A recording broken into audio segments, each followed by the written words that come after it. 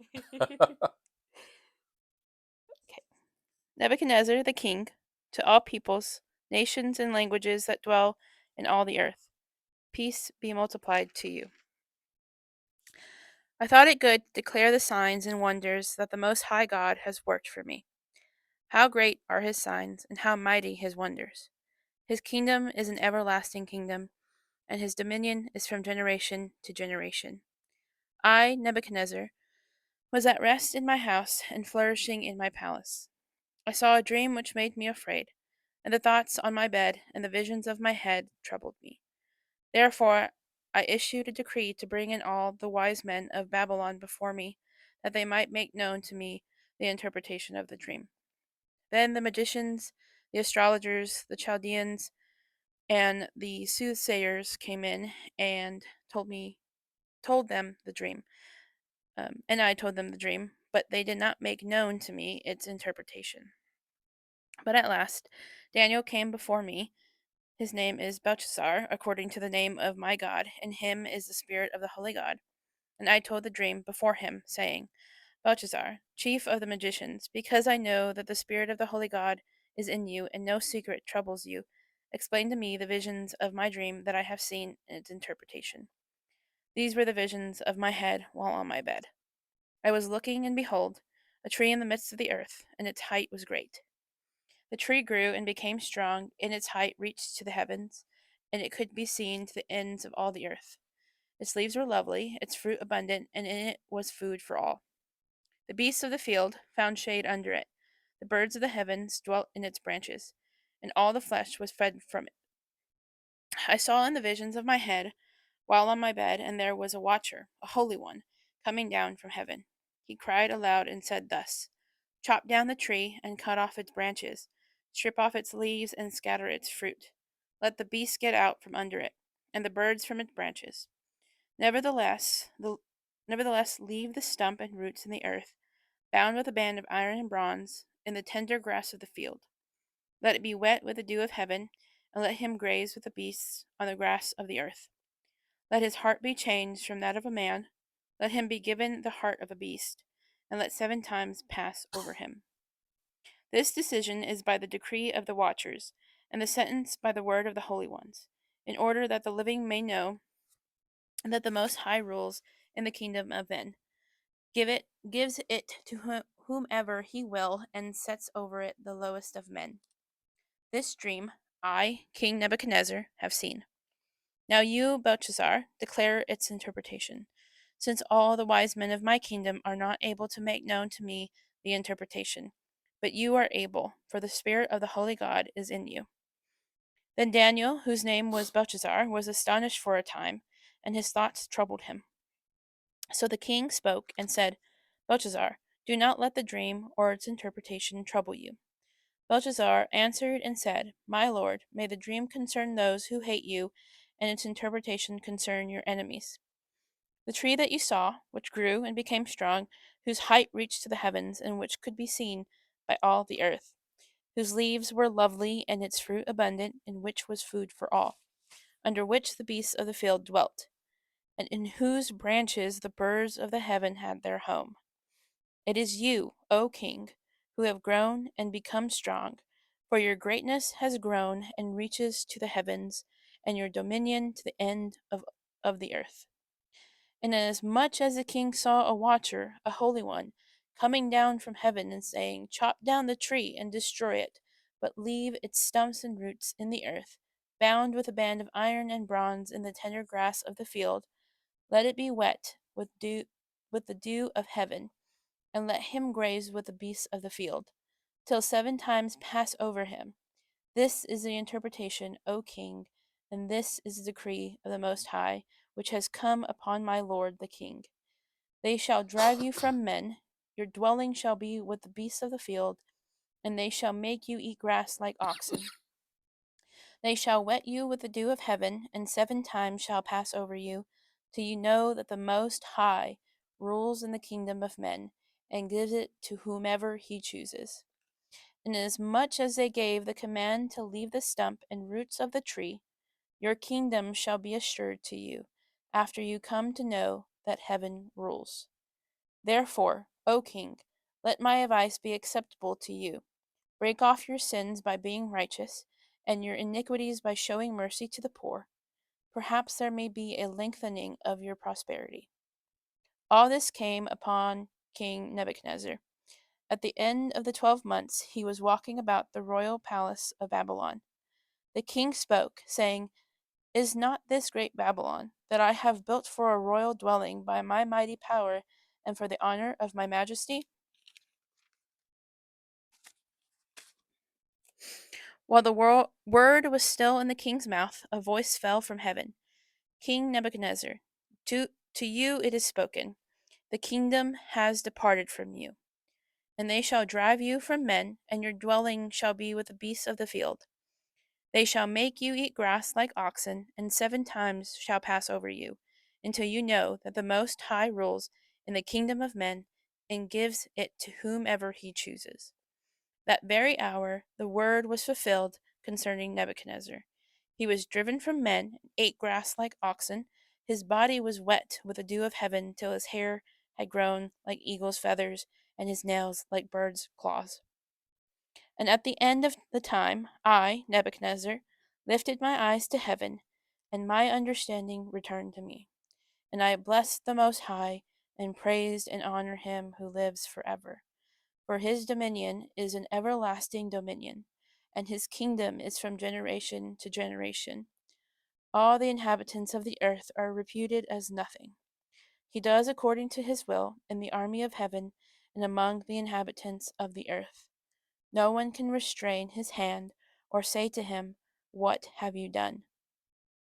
At the same time, my reason returned to me, and for the glory of my kingdom, my honor and splendor returned to me.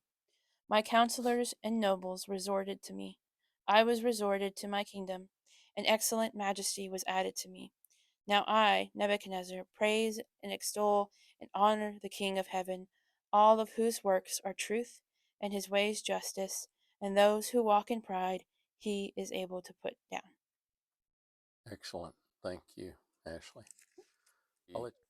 We are in Daniel chapter 4, which Ashley just read for us perfectly, and so we're gonna go back to verse 1, but first we're gonna pray and ask the Lord to bless the reading of His Word that Ashley just uh, made for us and our class time. Father, Lord, thank you so much for this lovely evening that you've allowed us to live to see. Lord, thank you for each one of our brothers and sisters who are meeting here and across the courtyard, and the children who are meeting to study about you also, for our brothers and sisters who meet across the earth. Lord, we give you thanks. Lord, would you bless the reading and the preaching and the teaching and the questioning and the curiosity about um, the study, the interest in, the enthusiasm for, the joy of your word, Lord. And Lord, would you drive it deep within our minds and hearts and cause us to know you better? Lord, thank you for your love. Would you please speak your blessing into each of these, my brothers and sisters? Lord, pray that you would be an encircling shield round about them, their provider, the one who defends them, the one who encourages them. Likewise, also for Mrs. Bandamer and for Anita, who can't be with us tonight, for Connor, who's helping elsewhere, for Lord, for Francis, and just for Lord, for everybody who would typically be with us or who has historically been with us. Lord, would you also help us to remember to invite people to come, and would you grow our class, and would you grow our congregation? I pray in Jesus' name. Amen. Okay, as Ashley read to us at the beginning, it says, King Nebuchadnezzar, what we're going to do first is I'm going to tell you where there are some things to pay attention to in the text. There is well, at least a 5, 6 part um, division of chapter 4. And what chapter 4 is it's written in the form of a letter, like international correspondence. Okay. Um, but also, well, let me hold off on that for a moment. First, let me say this. It's divided up into 5 main parts, and it can be viewed perhaps as having additional subparts, but this chapter follows very precisely the way you would expect international correspondence coming out of Babylonia, out of Babylon, to be formatted during that time. So, in the very first part of verse 1, actually, in verse 1, there are 2 different sections of the letter. When it says King Nebuchadnezzar, if you want to put a numeral 1 there, maybe circle that and write opening. That's the opening.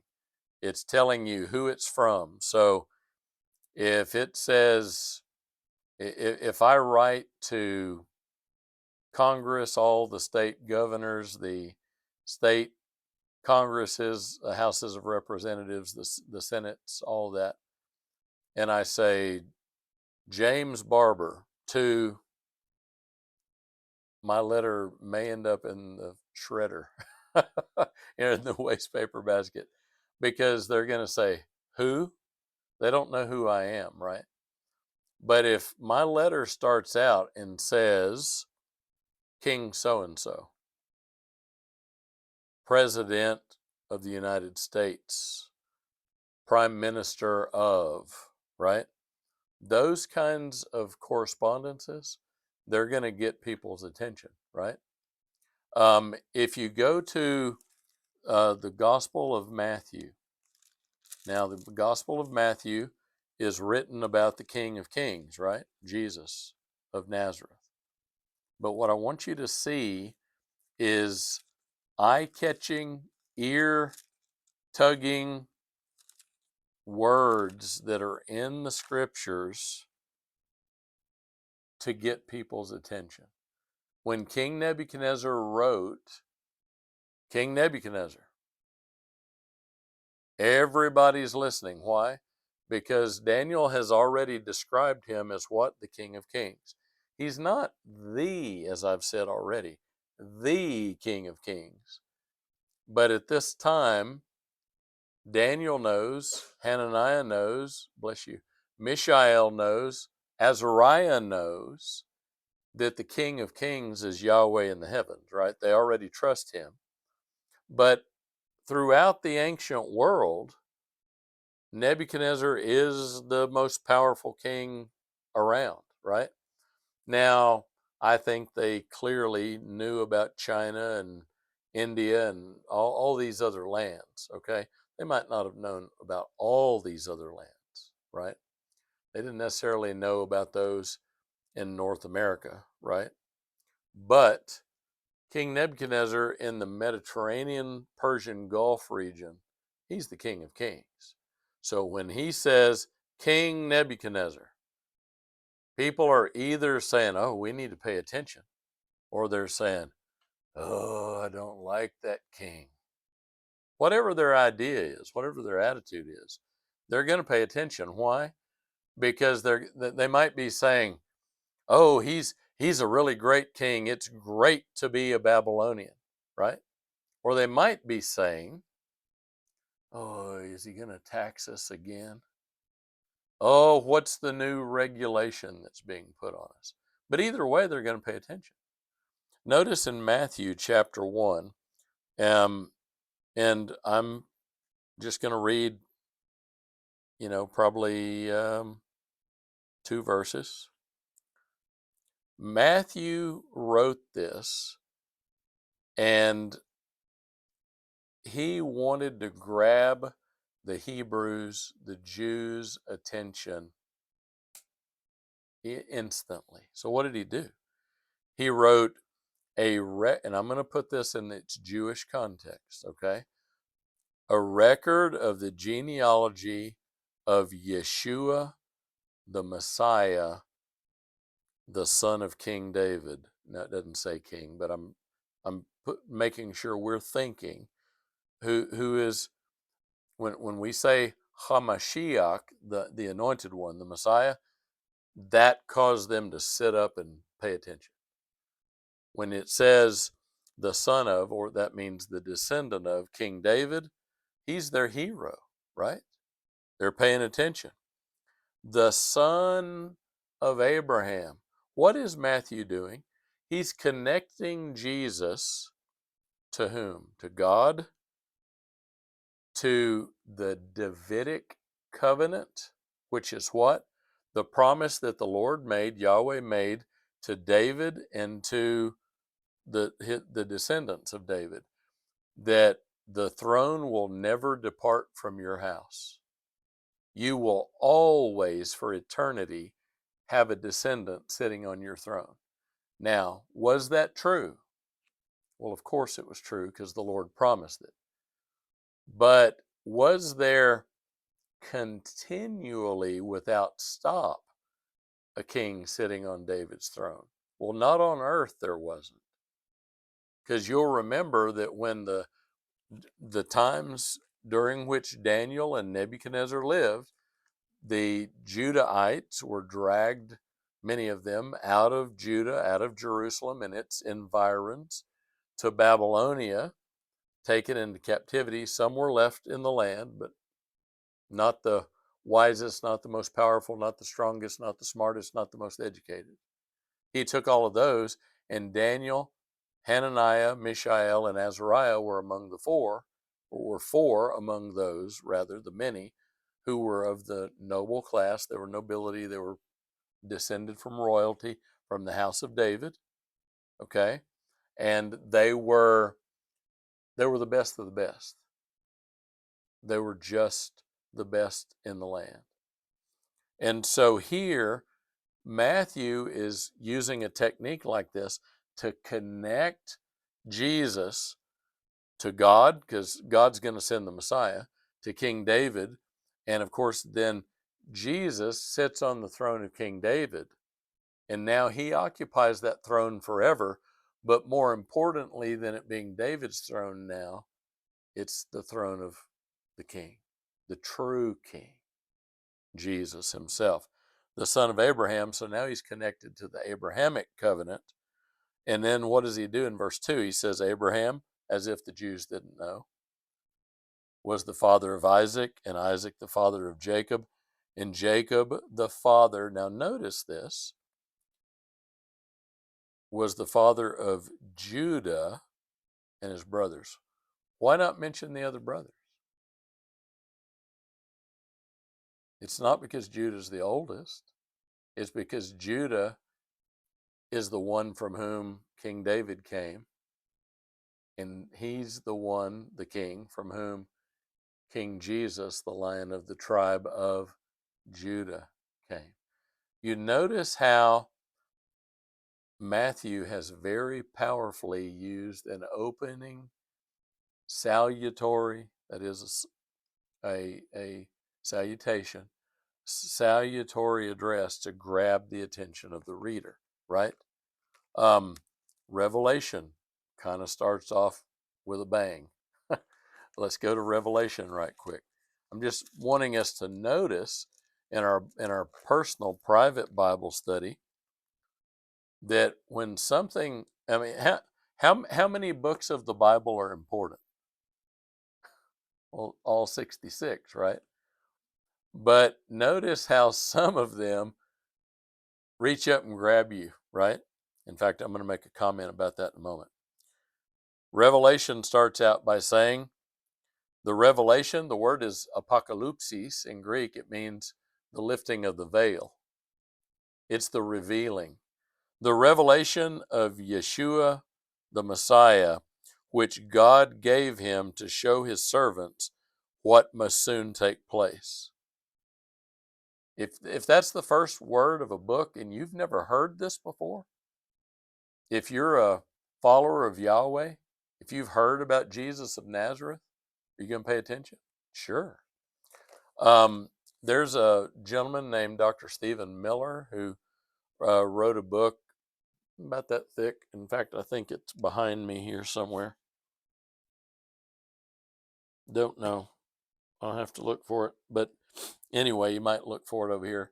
He says about Matthew, for instance, he said, if for an ancient Jew in the time of the apostles, reading the Gospel of Matthew, if you read him say that this is the genealogy of Jesus, the Messiah, son of David, son of Abraham, it was like reaching up off the papyrus and grabbing the reader by the ears.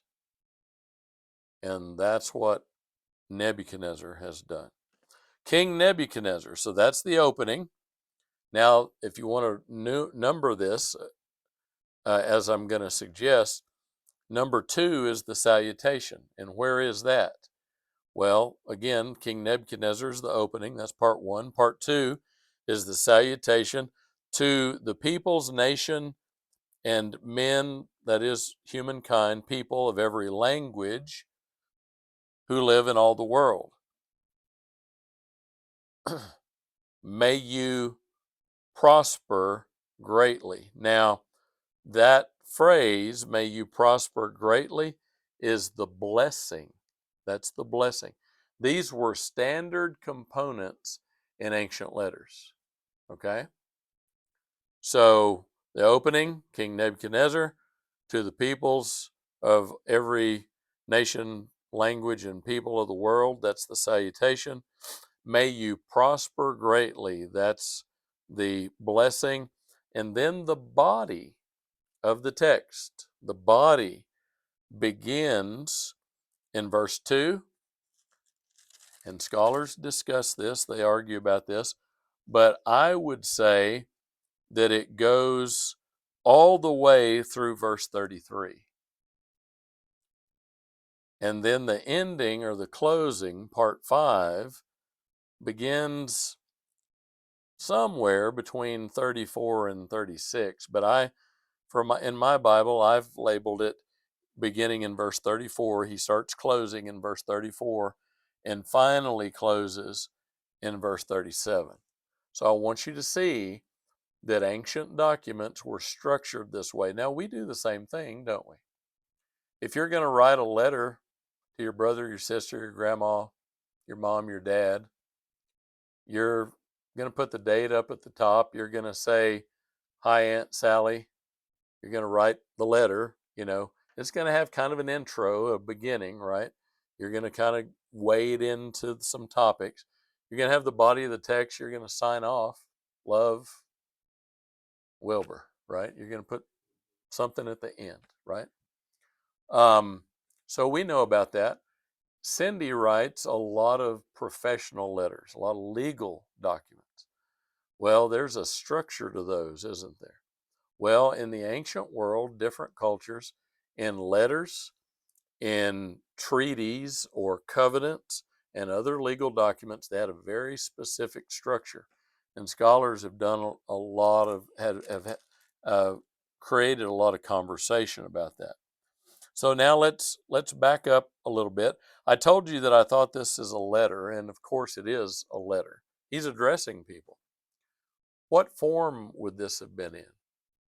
Well, that's what we don't know. And I would like to suggest that it might have been in 3 or more different forms. If we write a letter, nowadays it's going to be in the form of a text, an instant message, a social media post, or something, right? Something different. And that's how we communicate. We also do that through email. Nowadays, that's proper and good for formal correspondence or semi-formal correspondence in business. Kind of old-fashioned and outdated to the younger generation, right? Compared to Snapchat or what Instagram, other things that they use in social media. including older people too. I use social media, but I don't use it in all of its forms, right? So that kind of dates me and perhaps some of the rest of us. And then, of course, we've talked about writing letters on paper, but letters in the ancient world were either written on papyrus, like the papyrus scrolls that are in the cylindrically round fired clay scroll tubes that are in our museum, or they were written on what? On sheepskin, parchment, leather, like the ones that are out here in the museum. In Mesopotamia, they had the ability to skin animals and to use ink and write. But what was the most abundant thing? They didn't have papyrus the way Egypt did. Egypt used papyrus reeds torn into strips and pasted together to make papyrus. In other words, that's where our word paper comes from, right? Papyrus. The actual name of the word was biblos, which meant the papyrus, but later came to be the word used for book, and then that word biblos became the word for what? For Bible, right? You see how all this is interconnected, right? All right, so you have, but in Mesopotamia, Mesos Potamos, the two Greek words that describe the land, is what? Mesos, between or in the middle of, Potamoi, plural, rivers, between the rivers. When you have rivers, what do you have besides water and creatures in the rivers? You have mud, right? You have sediment and silt and all those things. Well, there's not the predominant geological material in these rivers is not sand, it's clay. There's a lot of it. And so the whole land, when the rivers flood, they overspread their banks. And what do you see? You have mud there. I was crossing the Nueces River bridge over at Terry Lobani Park the other day, and the river's down, and I noticed that there was an awful lot of mud deposited. Couldn't see the mud at the bottom of the river channel, but I could see a lot of mud up on the banks.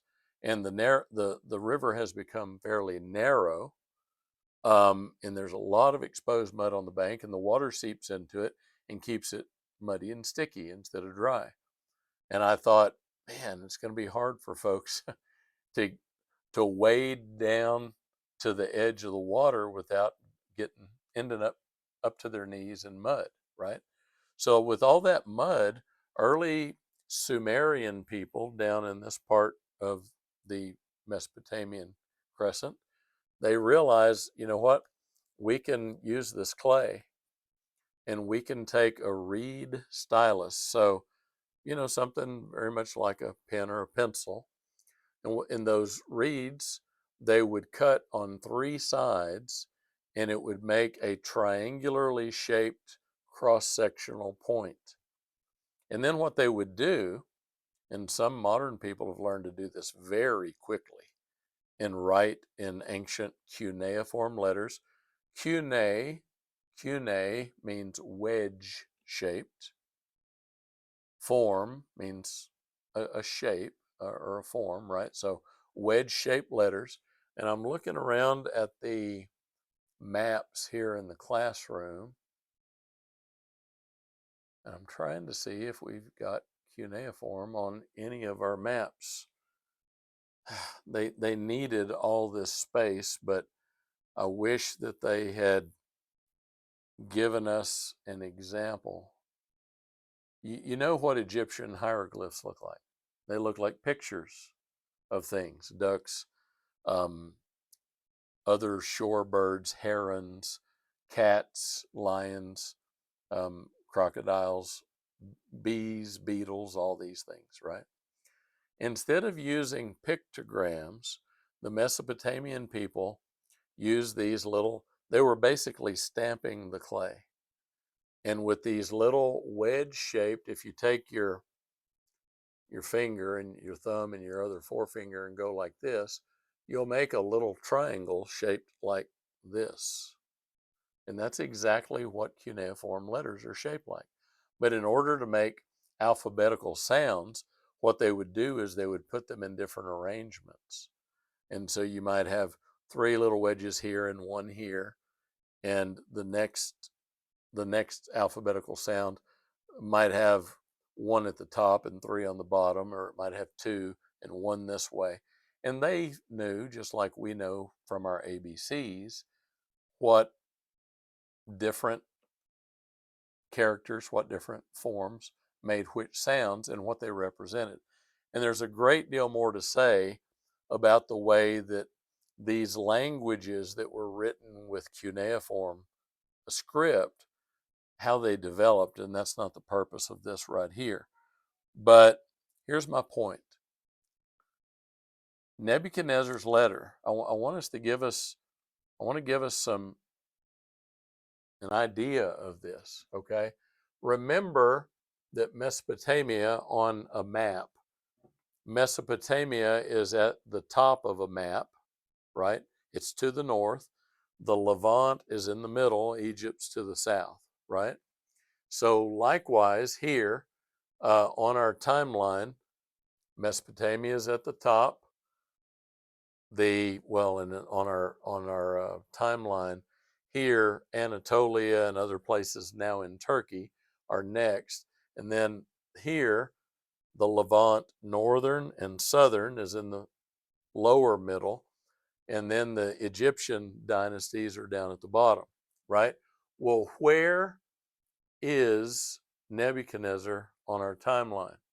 Okay, well, he's way up here. He's in the Neo Babylonian Empire. And you'll notice that, as I've mentioned before, the thicker that part of the timeline, the more powerful the kingdom. Comparing all of these line thicknesses, how powerful is Nebuchadnezzar? His kingdom, the Neo Babylonian Empire, this is a timeline from oldest to newest. It doesn't endure very long, does it? It's not very long. Egypt endures for a very long period of time, waxing and waning, right? Waxing and waning, okay? But Nabopolassar here makes the Neo-Babylonian Empire strong after it's kind of skipping along trying to get started. Nebuchadnezzar comes to power, and what? He's got a very powerful kingdom. It just doesn't last terribly long. This is the period we're in history. That's a lot closer to the New Testament than it is to the days of Abraham, isn't it? See how much time the Old Testament has taken up? Okay, so here they are. They've got clay for building materials, right? They're either making clay tablets, and he's inscribing this, and and what I'm envisioning, the Bible doesn't tell us, but he may have a whole room, a big room, his throne room, full of scribes. He might have summoned them all in, right? And who knows how many he might have had. He didn't have copy machines, right? He didn't have email. So how do you mass mail something?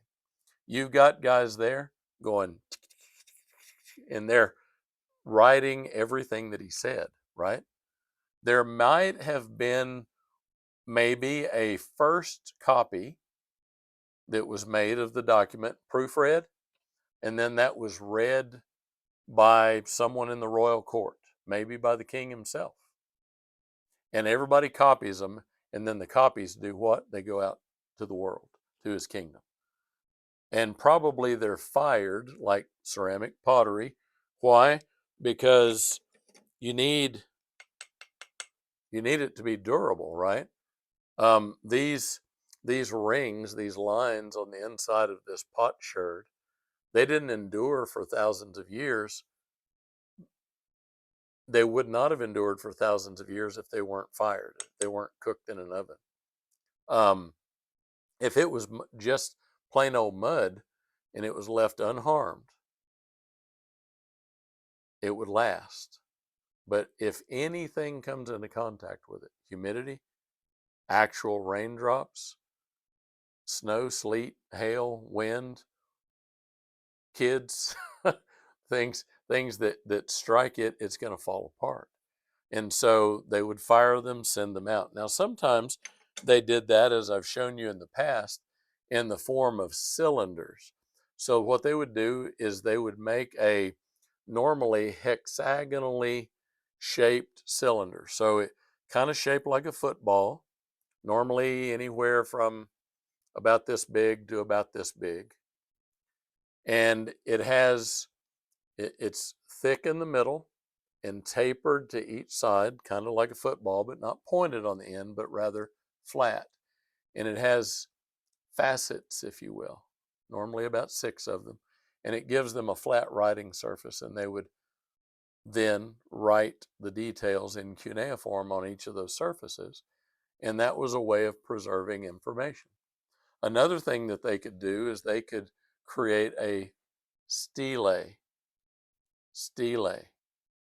A stele is made out of stone. Now, what was in short supply here? Stone. So I rather doubt that they set up stele, but what they did down in Egypt, you've probably heard of the Rosetta Stone. The Rosetta Stone was a large stone, black stone block or a tablet, and they wrote in Egyptian hieroglyphs, in Egyptian Demotic or hieratic script, and in Greek because it was kind of late on the timeline and the Greek language was well known. They wrote in those 3 languages, and then what we think happened is they sent those stone tablets out all over the the world that was influenced by Egypt, and they said basically, hear ye, hear ye, here's what we want you to know. Now, Nebuchadnezzar could have done that, and they did have stele, plural, stele, like for instance, during the period around the time of Abraham, we have the stele or the pillar of uh, Hammurabi, who was famous for writing Hammurabi's law or his code. So they've always had them, but Nebuchadnezzar used probably somewhere between 1 and 3 different methods. He might have put these up in public places, and then he might have mailed out, if you will, these fired tablets and these fired prisms with recorded information to the whole world. So that's how that was done at that time. To the peoples, nations, and men of every language who live in all the world. Notice that Nebuchadnezzar here is making a claim that his rule and his dominion is universal. It's everywhere. In his mind, I'm the king of the world. And he was King of Kings. He'd been, like I said, he'd been called that already in Daniel, right? Of course, if you're bowing before a king who can end your life in a fiery furnace or in a lion's den, doesn't matter how weak and pitiful he is, if he's stronger than you, you're probably still going to call him King of Kings, right? But he really was. He's the King of Kings in that region. And so he's saying to the peoples and languages in the whole world, I'm king. So that's very important, of course, to this story, as Ashley read for us, because he's full of pomp and arrogance, isn't he? Now, he says here, my NIV that I'm reading out of says, may you prosper greatly. But in Aramaic, he might have only said just one word. And in Hebrew, we know it as shalom, which means peace. But more than just the absence of conflict, peace in the ancient world meant also abundance and blessing and provision. It meant a lot of good things. Okay. And so let me check and see what time it's getting to be. It seems to me like 15 minutes have gone by, but it's actually been 43 or 4. Okay. But in Aramaic, we don't know the form of the word at this time that he actually used. Okay. We have it here in the text, but we don't have this in cuneiform script in in Babylonian in Akkadian. Okay, so it might have been something like shalom, but it means peace, prosperity, blessing to you. Verse 2: It is my pleasure to tell you about the miraculous signs and wonders. Now, notice this, and you might want to underline Most High God, that the Most High God has performed, and then I circled for me. Notice that he has exalted Yahweh above all other gods. And when I was younger, as I would read these texts, I would notice that Nebuchadnezzar would kind of wax and wane. He would vacillate in his praise of the Lord, right? But he's acknowledging Yahweh's the Most High. How many gods did Nebuchadnezzar have? Well, they had Marduk and they had Bel. We're going to talk about Bel. They had um, Nebuchadnezzar's own name gives praise to Nebo, or Nebu, sometimes pronounced. You've heard of Mount Nebo, right? Mount Nebo overlooks the Dead Sea. It's right here on this map, right here. And Mount Nebo is actually a flat plateau that drops off steeply, but from this side of the Dead Sea looks like a range of mountains. And so the Bible refers to it that way because that's the way people perceived it. And right here in this region, there's a ridge of mountaintops or or plateau ridge tops called Pisgah, the mountains of Pisgah. And Nebo is one of those prominent jutting peaks. Remember, that's where Moses was at when he overlooked the whole promised land. He dies, and the Lord buries him, but he's allowed to see the land. It's an it's a breathtaking place. Mount Nebo is um, it is a very prominent location, and if you go to our Illuminating the Bible YouTube channel, you'll see a video of me filming from Mount Nebo, and you'll get to see what that's like. The day before, it was in the 90s at Tal El Hammam, and I was sunburned and hot and tired and sandblasted and all of this. And the next day was Friday, so we had a day off from digging. That's the first day of the Arab or Middle Eastern non-Jewish Muslim weekend. And we went to Mount Nebo, and it was, I think, 33 degrees or something, and the wind was howling, and it felt like it was getting ready to sleet. But if you want to see what that looks like, I recommend you go look at that or other videos or photos online or in Bible handbooks. But what I want you to see is that he's given praise to the Most High God, that is to Yahweh, and he's calling him the Most High. And how do we know he's attributing this praise to our God, the God of the Bible? Well, because he just said, It's my pleasure to tell you about the miraculous signs and wonders that the Most High God has performed for me. And when Daniel was written, what has it done? It's put chapter 4, this content, right after 2 and 3, chapters 2 and 3, about which Nebuchadnezzar is referring. Okay? Now, Nebuchadnezzar's name, we're going to talk more at another time about all the names in the book of Daniel, the big significant names. But Nebuchadnezzar's name means Bel, I'm sorry, means, let me back up. Nebuchadnezzar's name is giving praise to Nebo, to Nebu.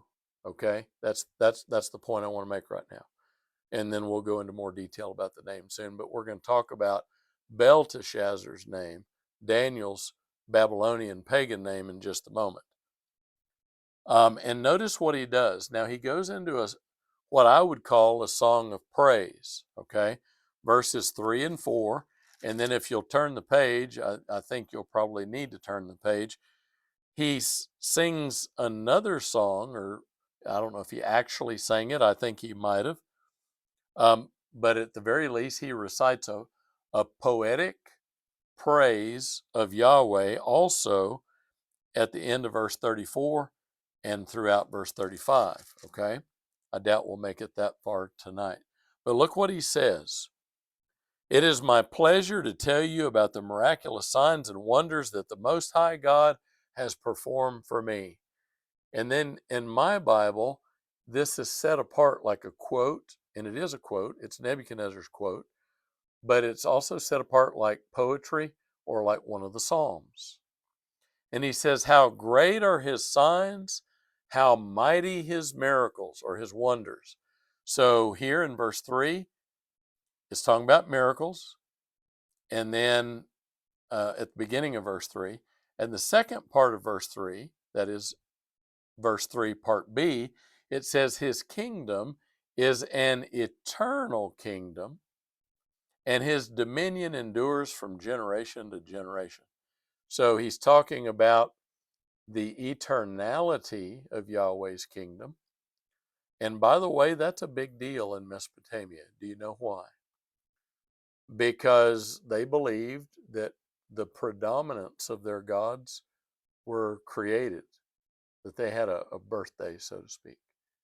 And so he's ascribing eternality to Yahweh and his dominion, his power. It endures from human epoch to human epoch, from generation to generation. It just goes on and on. Okay. Then in verse 4, it says, I, Nebuchadnezzar, was at home in my palace. And notice what he says, contented and prosperous. Were his Jewish captives contented and prosperous? No. But as the saying goes, it's good to be the king, right?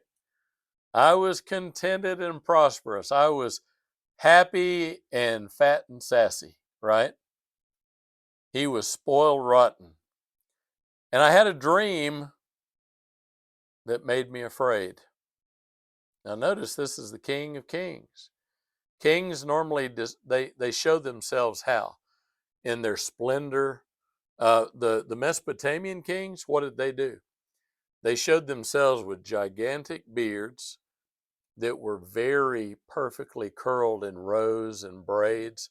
They had hot rollers, in other words, that they curled their beards. They were perfectly manicured and fixed up and beautifully dressed, and they had finery and ivory and gold and gemstones and silver and all the best things, right? They ate all the best food. Remember Daniel, Shadrach, Meshach, and Abednego? They're offered the finery from the king's table. He's got everything he could possibly want, and he's the king of the world. But notice that even though he would normally show himself like this is how the Mesopotamian kings posed, like this, or with some some wonderful fine object in one hand and showing authority with another. Okay, they've got them in regal royal poses. How are the kings of Egypt displayed? Well, like this, right? Here's Ramesses II, also known as Ramesses the Great, lived just a little before Samuel the prophet. Okay, and what's he doing? Well, he's in his war chariot and he's killing his enemies, right? And he was a great warrior. one of the finest Egypt ever produced. And he's got two, notice, beautifully ornamented stallions. Okay. Look, maybe a gelding, but it looks like a stallion from the picture. And what does he have? Well, it looks like that he's got royal scrolls here. So papyrus scrolls. So what's that? Well, he's learned. He can read. It's probably his letter, his documents showing his authority, right? To be doing it, what he's out doing. And then he's got weaponry with him, and he's got the fastest vehicle, uh, wheeled vehicle on the planet at the time, right? Notice that even in battle, he's wearing, in this case, the crown of Lower Egypt, and he's got his bow at full draw. So kings are always shown how? As kings. Our presidents, you see their presidential portraits in the White House. They're not painted looking sweaty and slouchy when they're out digging in the flower beds, right? If they do that, right? They're shown nicely dressed in business attire or whatever was appropriate at the time. And so I want us to get in our mind that for Nebuchadnezzar to say he was afraid means that something happened to him. And we've already read what that was. As I was lying in my bed, the images and visions that passed through my mind, notice he now repeats his fear, terrified me.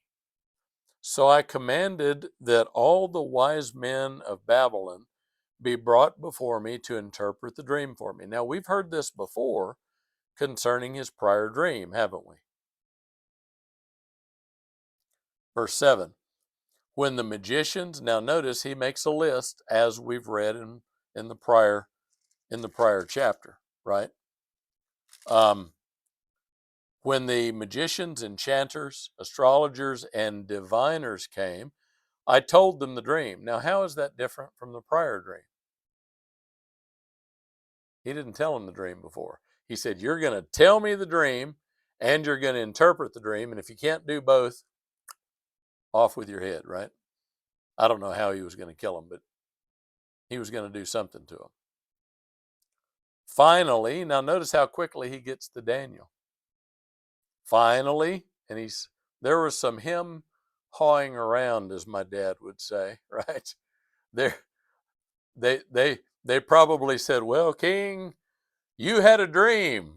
Yeah, I know I had a dream. Here's my dream.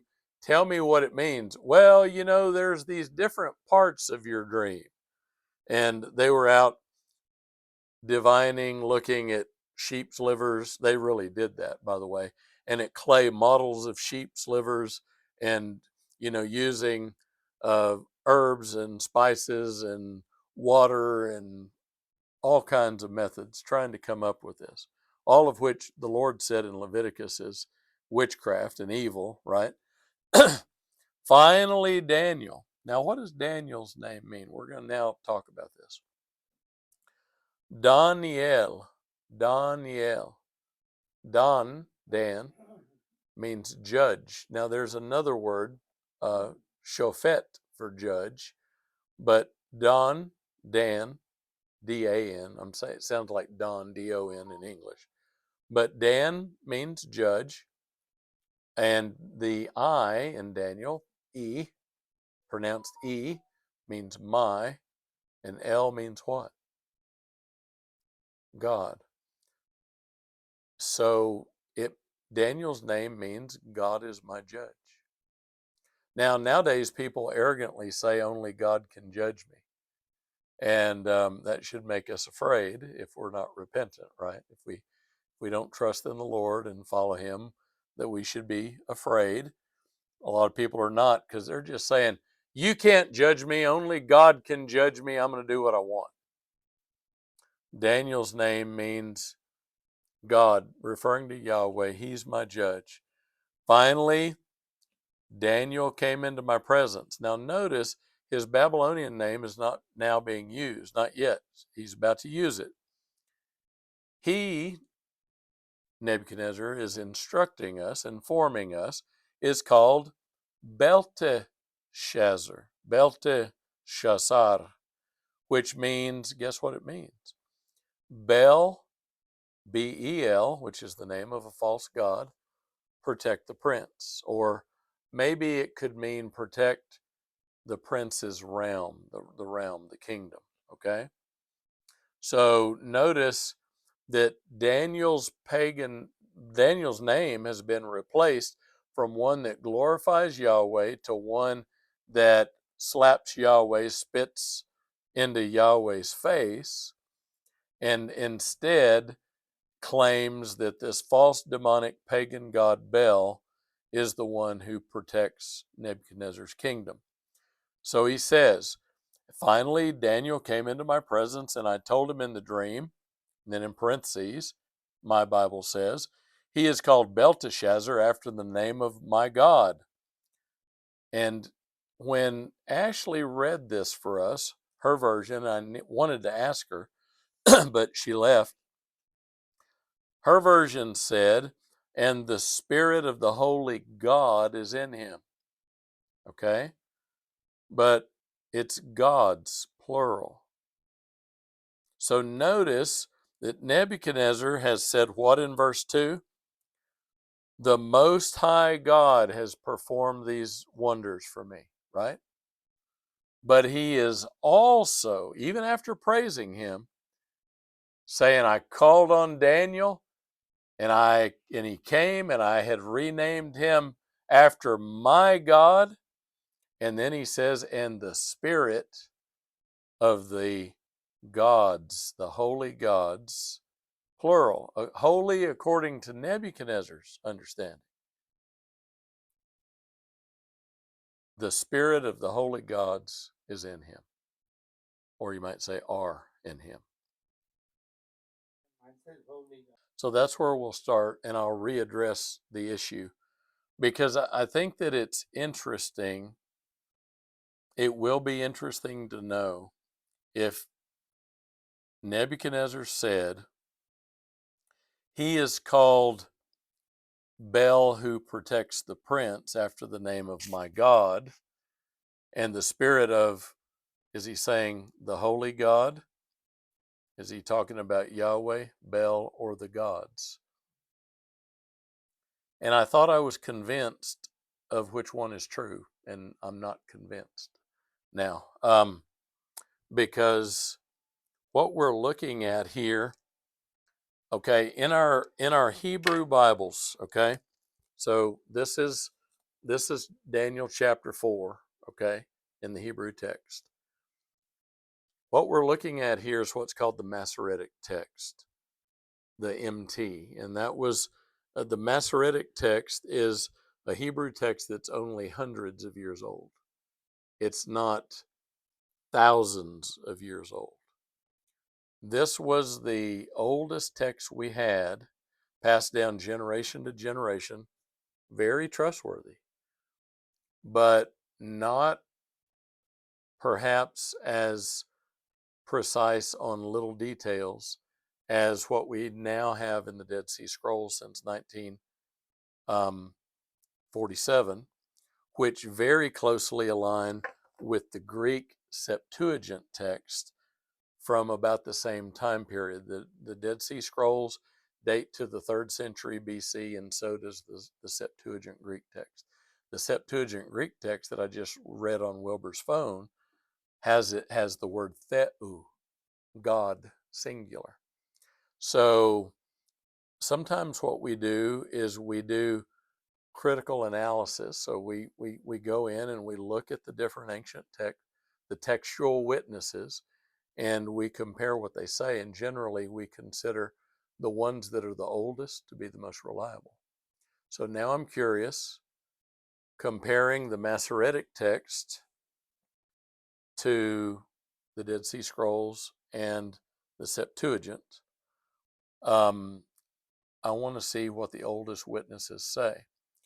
I'm of the opinion that people who were Jewish, who did not appreciate um, prophecies about our Savior Jesus. They didn't go in and just wholesale change things, but sometimes they altered the text very slightly in different ways. I think that the Dead Sea Scrolls and the Septuagint are what we need to make a lot of our final determinations based upon, because we don't have monumental differences in our textual witnesses, but some do exist. And I'm curious to know um, what the Dead Sea Scrolls and the Septuagint say all the way through chapter 4. And I only looked at it in one verse.